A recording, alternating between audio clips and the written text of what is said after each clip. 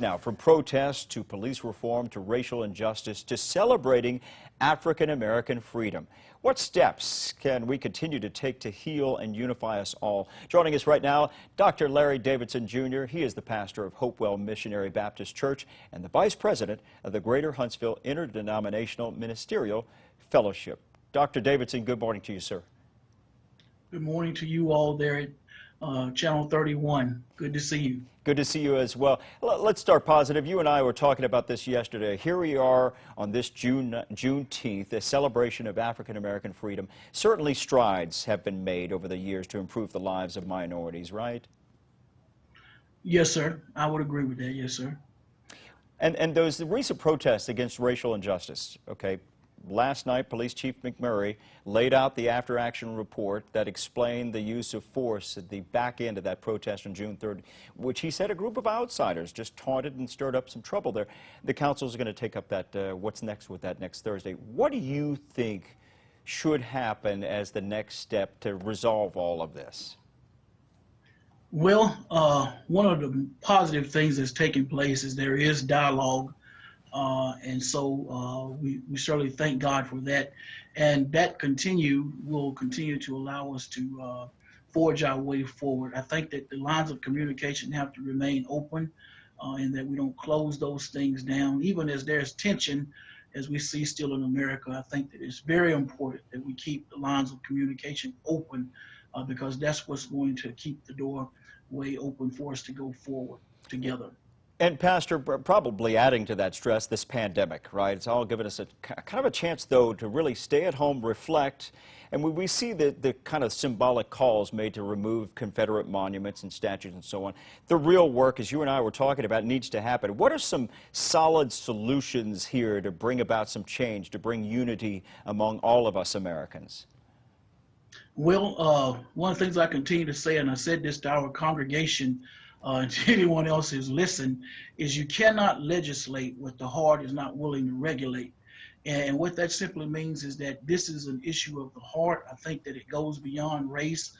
That's one of the things that we sometimes fail to acknowledge in America, that America is not really dealing with a race issue. We're dealing with a heart issue. And when the heart is changed, we begin to see one another differently as God created us. And so there's value, there's worth in that. And I think that's one of the things that we really remember as we celebrate this Juneteenth, is that there's value and dignity to every human soul. And let's hope that carries on and we continue to hold those conversations with what you say from the heart. Pastor, all this strife while the pandemic is underway, kind of amplifying that stress, as I mentioned, could you share some words as we're wrapping up this interview of calm, some encouragement for you, for us all, really, as we try to heal here? Well, I will say this as a Christian pastor. The Bible tells us in Matthew 6:33 to seek first the kingdom of God and his righteousness, and all things will be added unto us.